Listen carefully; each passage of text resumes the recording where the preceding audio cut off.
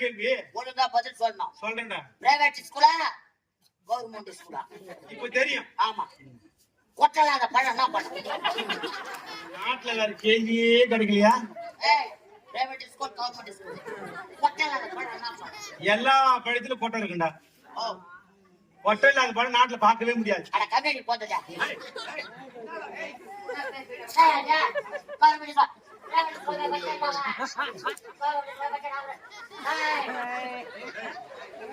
முனீஸ்வர் ஊமலை வராது இப்ப madam madam.